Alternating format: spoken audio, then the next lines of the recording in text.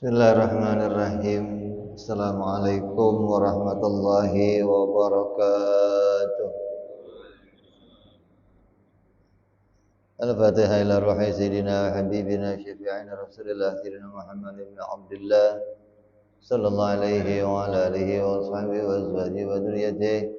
Anallahu ya'ni darajatin fil jannah wa yanfa'una bi asrarihim wa anwarihim wa 'ulumihim wa fawaidihim wa barakatihim Bidini wa dunya wal akhirah wa ja'aluna min hisbihim yarzuquna mahabbatahum wa yatawaffana ala milladihim wa yashiruna fi zumratihim bil afiyatin wa salamatin lahumul fatihah. A'udzu billahi minasy syaithanir rajim. Bismillahirrahmanirrahim. Alhamdulillahi rabbil alamin arrahmanir rahim maliki yaumiddin. Iyyaka na'budu wa iyyaka nasta'in ihdinas siratal mustaqim. صراط الذين أنعمت عليهم غير المغضوب عليهم ولا الضالين آمين. بسم الله الرحمن الرحيم.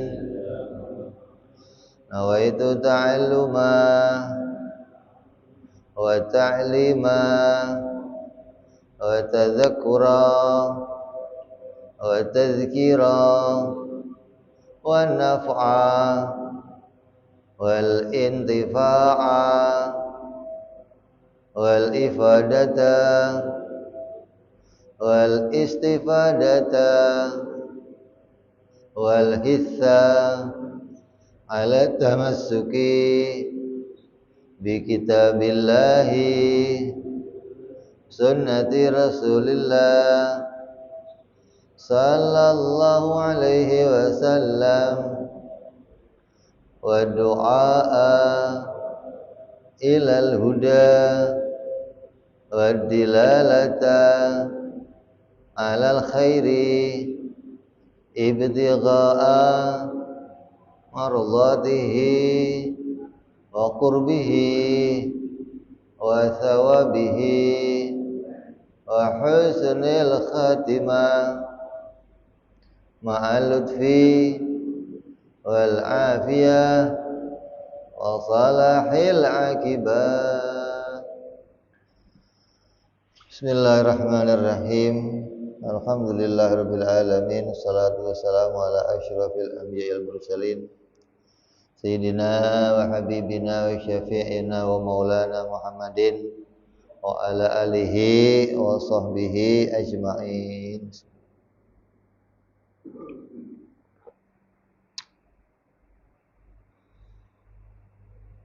Amma ba'du, qala musanniful kitab rahimahullah wa nafa'ana bihi wa bi'ulumihi fid dharain. Allahumma aftah qulubana futuhal arifin wa bihikmatika wansur alaina birahmatika ya arhamar rahimin. Ila anqal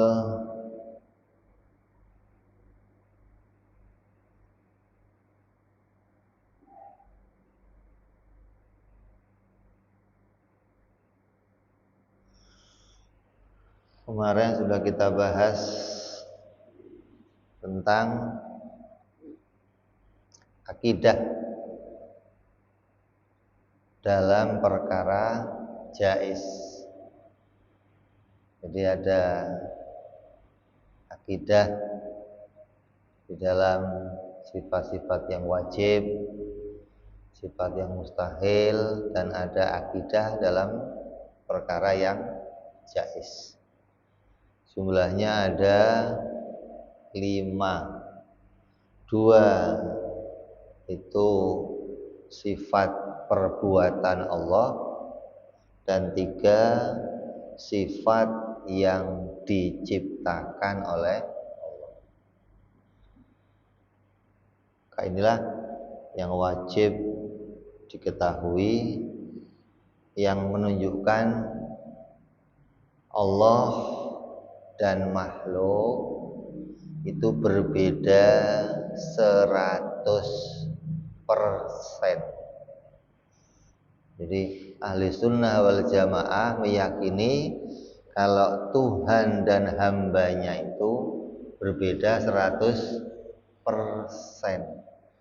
Nggak boleh ada persamaan sedikit pun, nggak boleh.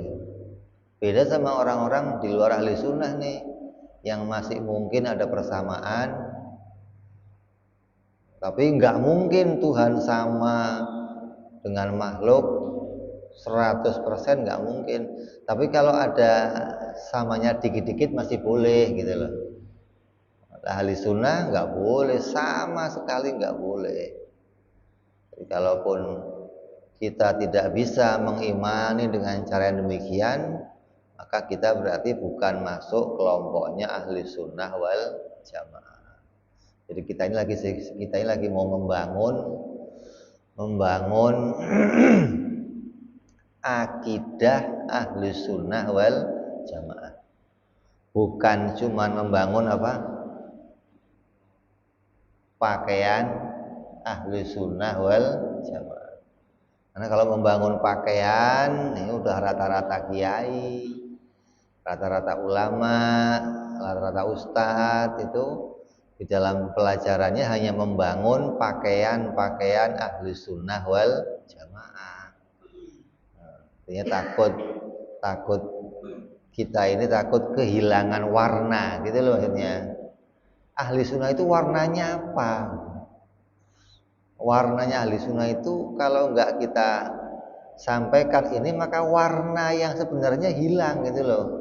Nanti tampilnya hanya warna di luarnya aja, tahlilan, maulidan, manakib, azan Jumatnya 2 kali. Ya, ahli sunnah bukan? Kalau sekali, bukan. Itu warnanya jadi begitu gitu loh. Nggak kelihatan warna aslinya. Padahal dalam kitab Ihya Ulumuddin Imam Ghazali, ada kitab itu disarahi oleh Sayyid Az-Zabidi. Sayyid Az-Zabidi menjelaskan apa? Idza utliqat ahlus sunnah wal jamaah fa muraduhu asy'ariyan wal maturidiyan. Apabila kamu mendengar ucapan ahli sunnah wal jamaah, maka yang dimaksud dengan ahli sunnah itu adalah orang yang berkeyakinan sesuai dengan ajarannya Imam Abu Hasan Al-Asy'ari dan Imam Abu Mansur Al-Maturidi. Itu dijelaskan di kitab itu gitu loh. Siapa ahli sunnah? Orang yang keyakinannya sesuai ajaran Imam Abu Hasan Al-Asy'ari. Lah sedangkan kita ditanya siapa Imam Asy'ari? Imam Asy'ari nggak tahu. Gimana akidahnya mau tahu? Imamnya aja nggak tahu gitu loh. Jadi kita harus menyampaikan ini kembali biar warna ahli sunnah itu muncul kembali, ini loh yang disebut ahli sunnah wal jamaah. Jangan sampai kita cuma tahu luarnya ahli sunnah saja tapi nggak tahu dalamnya ahli sunnah wal jamaah. Ada lagi yang bertanya, ente ahli sunnah bukan? Pokoknya saya NU. Agamanya apa? NU. KTP-nya apa? NU. Taunya NU. Nah, NU-nya sekarang udah nggak ngurusin ini gitu loh. NU-nya sekarang udah nggak mencetak lagi warna yang sebenarnya sebagai NU. Karena NU yang sekarang keorganisasiannya lebih kuat dibandingkan yang sebelumnya. Artinya NU ini kan perkumpulan orang-orang ahli sunnah wal jamaah, kumpul dalam organisasi namanya NU. Lah kalau nggak NU nggak ahli sunnah, nggak ada hubungannya. Ahli sunnah nggak ada hubungan sama NU, cuman orang NU biasanya ahli sunnah gitu. Jadi kalau kita mau tahu ahli sunnah jangan lihat NU-nya. Ahli sunnah nggak dipedoman dengan orang ahli sunnah pasti NU. Ntar di luar negeri yang nggak NU gimana? Hah? Di Irak, di Malaysia, di Singapura, yang dia nggak ikut NU, ntar nggak jadi ahli sunnah dong. Jadi ahli sunnah dipedomani dengan apa? Dengan akidah yang benar. Selesai kita kemarin membahas 5 akidah tentang perkara jaiz. Yang pertama apa? Allah itu tidak wajib menciptakan sesuatu. Jadi yang dibikin Allah semuanya nih apa saja, itu tidak ada yang wajib bagi Allah menciptakannya. Kalau Allah menciptakan itu, maka itu adalah anugerah Allah, karunia Allah, rahmat dari Allah, bukan kewajiban bagi Allah. Hingga memasukkan kita ke dalam surga. Hamba yang pada sholat, yang ibadah, yang taat ke dalam surga, itu juga tidak menjadi kewajiban Allah, tapi karunia. Jadi kalau ada orang ahli ibadah, taat, nggak pernah maksiat, kok masuk surga, itu masuk surganya bukan karena ibadahnya, tapi karena rahmatnya Allah Subhanahu wa ta'ala. Itu akidah kita begitu tuh. Kalau di luar sunnah, oh nggak bisa, Allah wajib, Allah harus memasukkan orang yang ibadah ke dalam surga, harus. Bagi ahli sunnah tidak wajib. Ini yang pertama. Yang kedua, Allah tidak mengambil keuntungan di dalam menciptakan segala sesuatu. Allah tidak butuh kepada apapun perkara yang diciptakan, hingga Allah itu tidak ada keuntungan apapun dalam menciptakan alam. Oh, kita ibadah muji-muji Allah, biar Allah itu dipuji, Allah nggak untung. Kalau nggak diperintah ibadah, ntar orang pada maksiat semua, Allah nggak rugi. Ente ibadah Allah nggak untung, ente maksiat Allah nggak rugi. Jadi Allah menciptakan hamba itu nggak ngambil keuntungan, nggak. Justru si hamba itulah mendapat keuntungan dengan diciptakan oleh Allah. Kita untung apa? Bisa kenal Allah, bisa kumpul di Masjid Al-Alim, bisa ngaji ilmu tauhid. Ini untungnya kita diciptakan oleh Allah. Bisa kenal Nabi Muhammad, bisa ngelihat langit bumi. Insya Allah nanti bisa masuk surganya Allah, amin ya Rabbal. Itu keuntungan namanya. Allahnya nggak untung, enggak. Terus yang ketiga,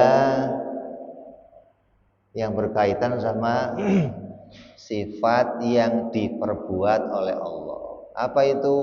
Bahwa seluruh alam semesta ini tidak bisa menghasilkan apapun dengan kekuatan yang diberikan oleh Allah pada dirinya. Jadi cirinya ahli sunnah itu apa? Kalau mau ngapa-ngapain mesti insya Allah. Ente saya tampar, insya Allah rumah sakit. Jangan ente saya tampar pasti rumah sakit, nggak ada.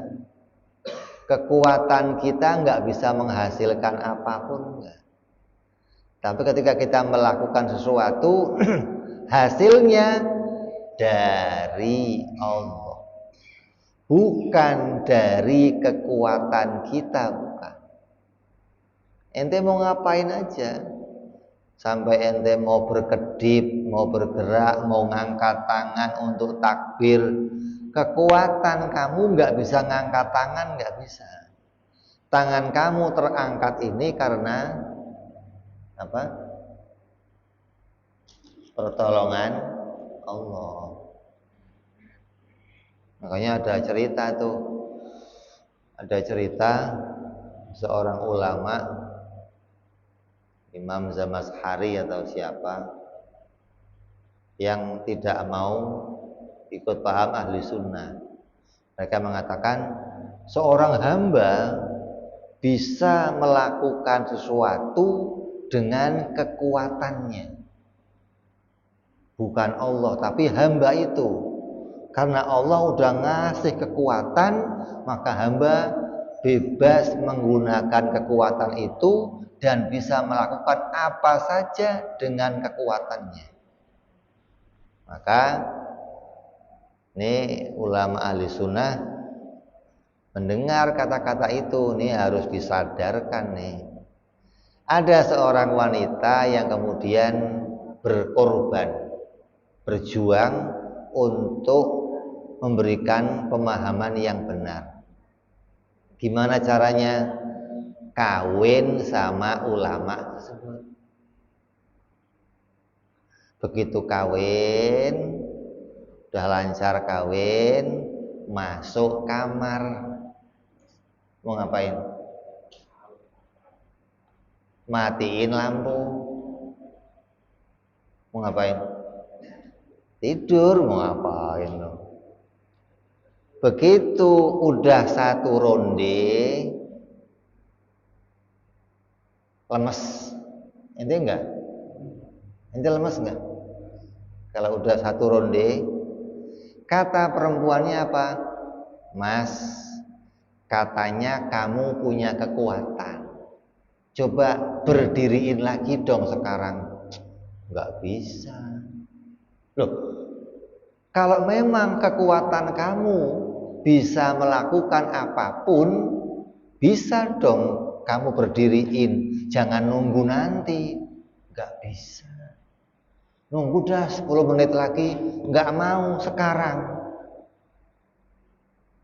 Enggak bisa. Kalau memang kekuatan kamu enggak bisa ngelakuin sekali lagi, besok umumkan ke depan orang-orang bahwa kekuatannya hamba tidak bisa menghasilkan apapun. Ketika hamba bisa menghasilkan, itu karena pertolongan Allah, bukan karena kekuatannya. Coba. Kalahnya sama perempuan doang. Begitu dites perempuan, lemes dia langsung. Ternyata memang saya nggak punya kekuatan. Artinya kekuatan saya tidak bisa menghasilkan apapun. Jadi ente jangan merasa udah makan 2 piring, udah kuat bisa ngapa-ngapain. Enggak. Hasilnya kekuatan kita itu dari Allah. Makanya ahli sunnah selalu modalnya apa? Insya Allah. Bisa ini enggak? Insya Allah. Begini bisa enggak? Insya Allah. Semuanya. Kenapa? Karena kalau enggak ada pertolongan Allah, enggak akan mungkin ada hasil apapun dari pekerjaan kita, enggak mungkin. Jadi kita ngerjain sesuatu kok bisa hasilnya karena pertolongan Allah. Maka modalnya apa? Insya Allah. Pisau memotong, insya Allah, bukan pasti. Mbak, ini kambing tolong potong, pisaunya tajam enggak? Tajam. Bisa motong enggak? Insya Allah. Bukan pasti lu gua pakai pisau ini libas lu. Enggak ada. Insya Allah.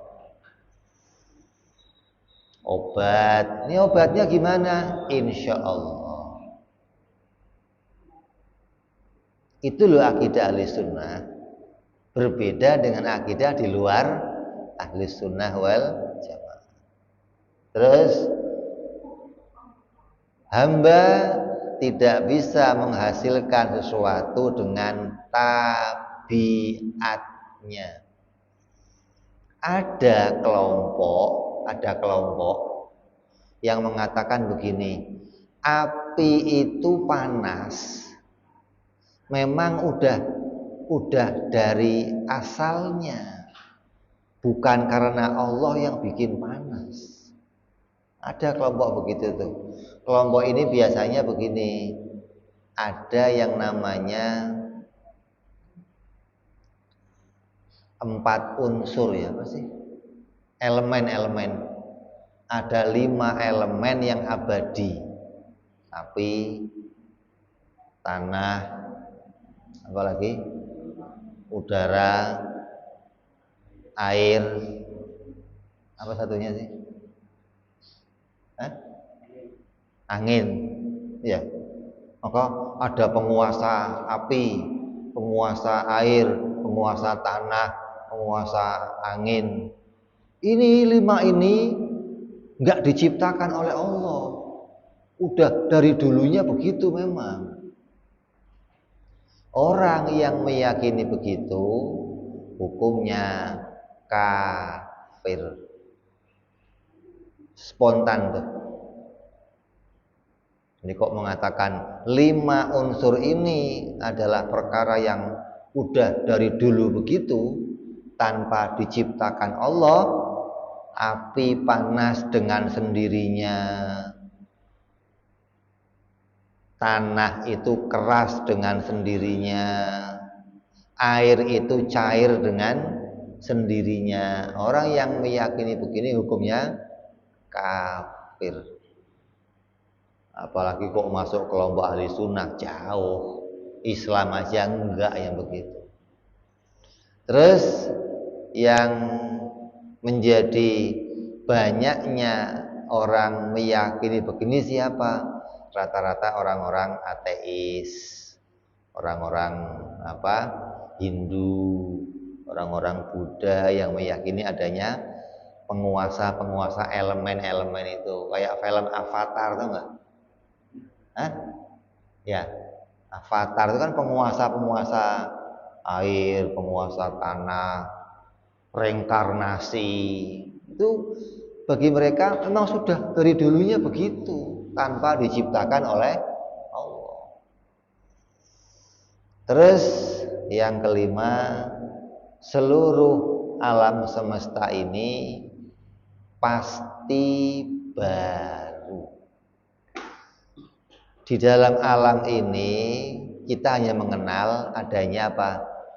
Hanya ada sesuatu yang diciptakan Allah atau yang menciptakan. Kita hanya mengenal 2, Allah atau makhluk, Tuhan atau hambanya. Jadi selain Allah pasti makhluk, nggak ada lainnya, nggak ada. Jadi selain Allah itu nggak ada lagi yang lain kecuali mesti makhluk. Nah, ada kelompok selain ahli sunnah yang meyakini ada selain Allah bukan Tuhan dan bukan makhluk. Coba. Ya. Ada selain Allah yang bukan Tuhan dan bukan makhluk. Jadi Allah itu menciptakan alam ini ya dari sesuatu itu, dari alat itu. Maka ahli sunnah tidak boleh meyakini yang demikian. Bagi ahli sunnah, selain Allah itu nggak ada yang lain kecuali mesti makhluk. Kecuali pasti perkara itu diciptakan oleh Allah. 5 nih. Maka inilah akidah yang masuk dalam perkara jaiz. Dengan selesainya ini berarti selesai kita membahas 20 sifat yang wajib bagi Allah, 20 yang mustahil bagi Allah, dan 5 perkara akidah yang jaiz, ditambah lagi 5 lawannya. Ini selesai semuanya kita bahas. Ini nanti akan kita simpulkan bahwa semua ini masuk ke dalam la ilaha illallah. Ini ulama nih pinternya nih. Terus setelah itu apa? Oh, kalau kita udah selesai 20 sifat yang wajib bagi Allah, 20 yang mustahil, maka kita setiap orang Islam, laki-laki maupun perempuan, tua ataupun muda, wajib meyakini bahwa sifat Allah tidak hanya ada 20. Tapi sifat Allah, sifat kesempurnaan bagi Allah itu tidak terbatas gitu. Jadi kalau ada yang nanya, ahli sunnah ini membatasi sifat Allah cuma 20. Oh enggak, kita enggak membatasi, enggak. Sifat Allah itu enggak terbatas. Lah kok kamu kok cuma 20 yang wajib diimani?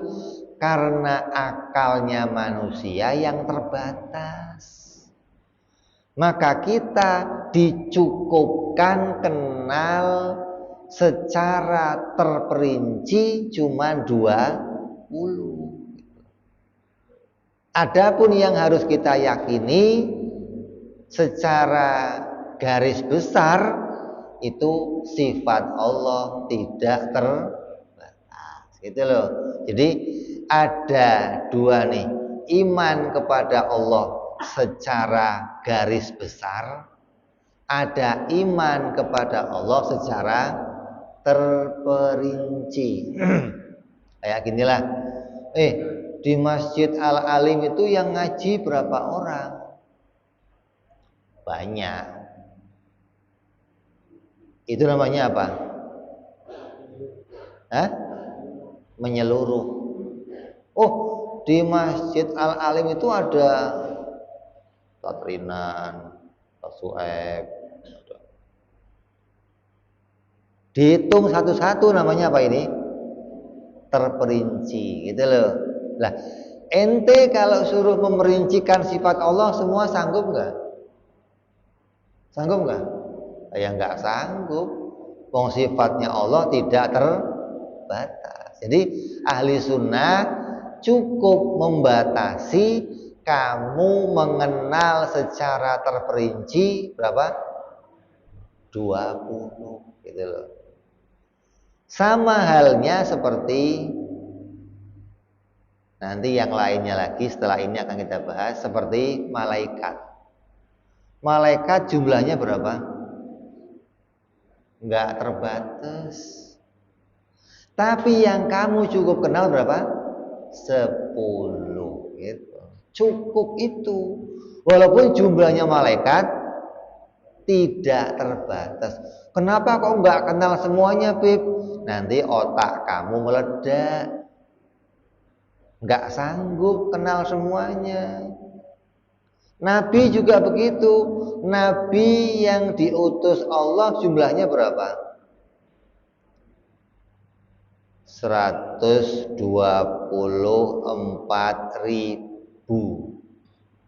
Tapi yang kamu harus kenal berapa? 25. Kok enggak semuanya, Beb? Nanti otak kamu meledak. Oh, yang 25 aja enggak semuanya hafal. Hafal?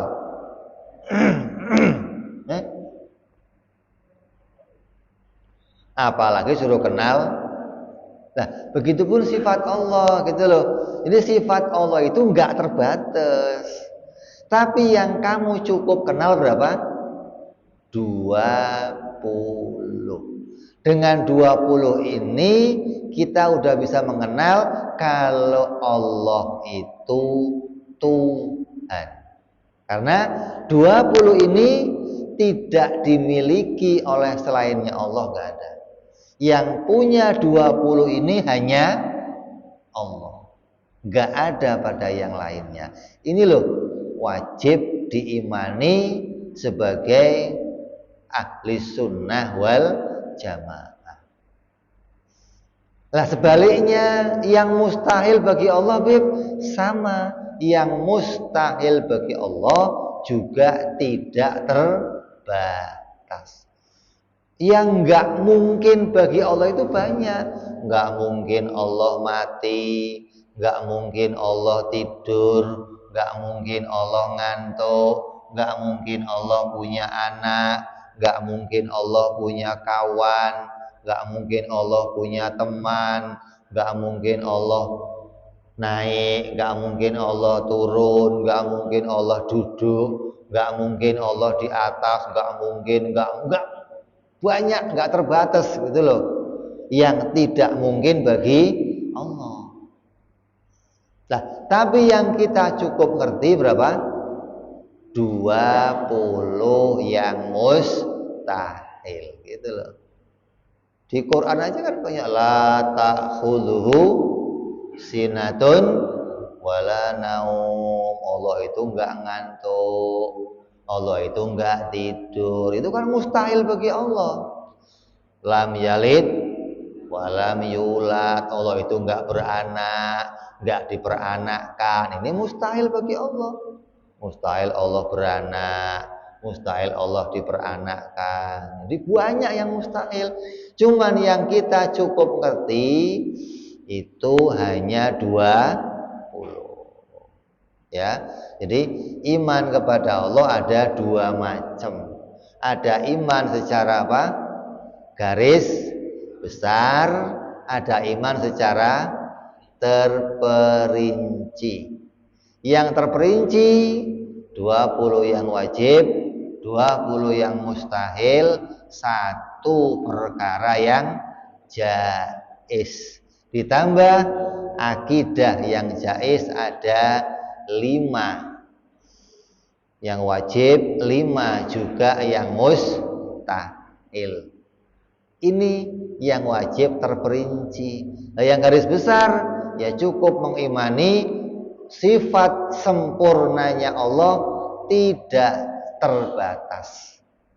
Sifat kekurangan yang mustahil bagi Allah juga tidak terbatas gitu loh. Ini menunjukkan ahli sunnah itu tidak membatasi sifat Allah. Kalau masalah 20 ini memang otak kitanya terbatas.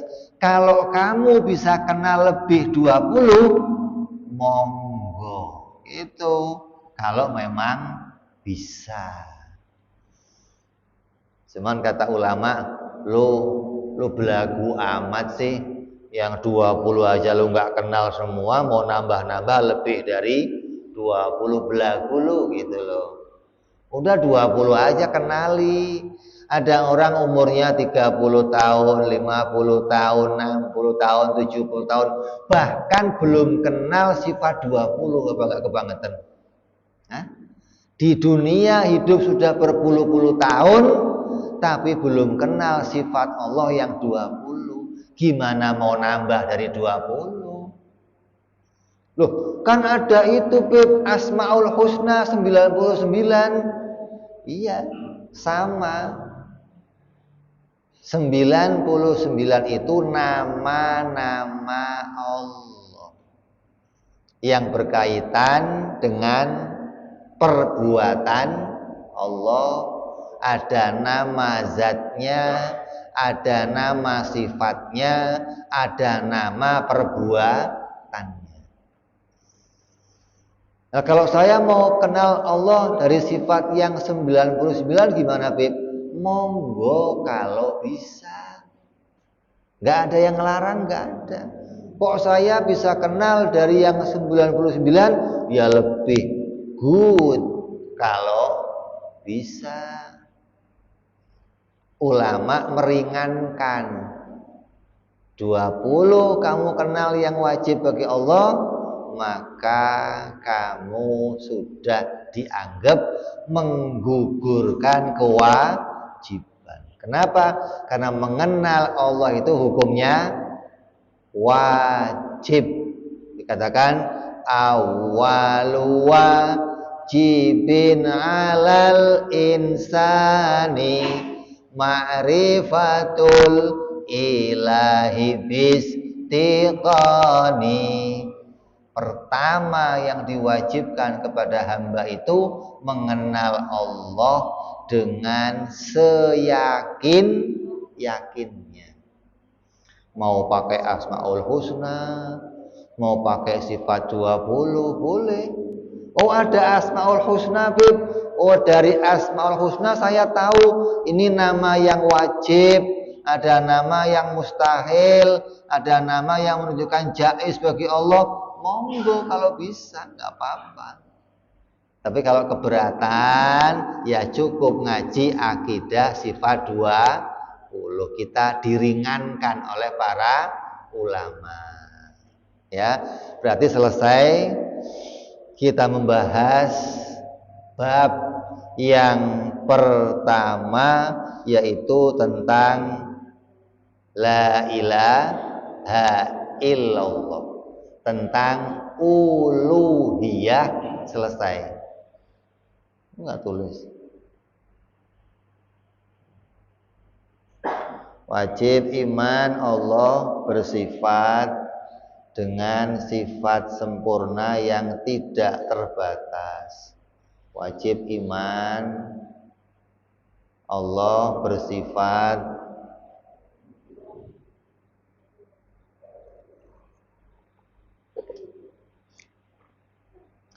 dengan sifat sempurna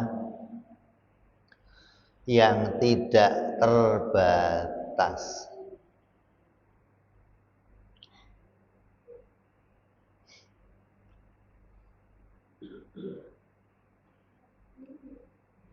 Terus wajib iman Allah bersifat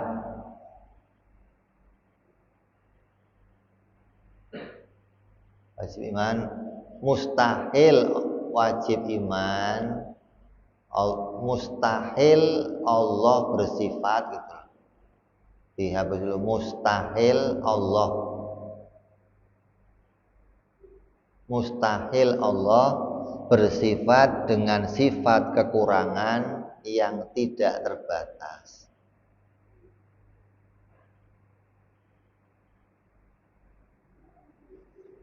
Mustahil Allah bersifat dengan sifat kekurangan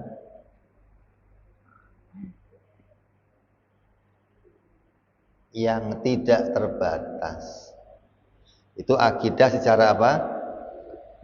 Garis besar. Jadi ada akidah secara terperinci, ada akidah secara ijmali, namanya garis besar. Dengan ini selesai kita membahas bab pertama, yaitu uluhiyah atau ketuhanan. Insyaallah yang akan datang kita akan mulai masuk bab kedua, yaitu an-nubuwah atau kenabian. Akan membahas sifat-sifat bagi para nabi. Mana yang wajib bagi nabi, yang mustahil bagi nabi, dan yang jaiz bagi nabi. Jadi akidah hanya isinya 3 doang, sebenarnya wajib, mustahil, jaiz.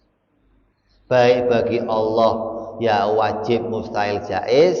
Bagi nabi juga wajib, mustahil, jaiz. Makanya dari awal saya ulang-ulang terus tuh, apa sih yang namanya wajib dalam akidah? Apa sih mustahil dalam akidah? Apa sih jaiz dalam akidah, biar jangan sampai salah dengan hukum wajib menurut ilmu fikih, gitu loh. Karena ada sama-sama wajib nih. Dalam ilmu fikih ada wajib, sholat, puasa. Ilmu akidah juga ada wajib, wajib bagi Allah, wajib bagi Rasul. Beda nggak, Bib? Beda. Makanya wajib ngerti bedanya antara wajib dalam ilmu fikih dan wajib dalam ilmu tauhid, dalam ilmu akidah. Apa bedanya, Bib? Tanya lagi. Nanti kita ke depan kita akan jelaskan waktu masuk sifat yang wajib bagi para rasul. Kita ulang lagi dari awal.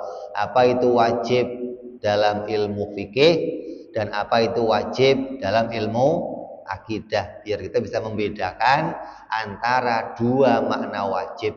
Kenapa emangnya? Kalau tercampur nanti kamu sendiri yang keder, gitu loh.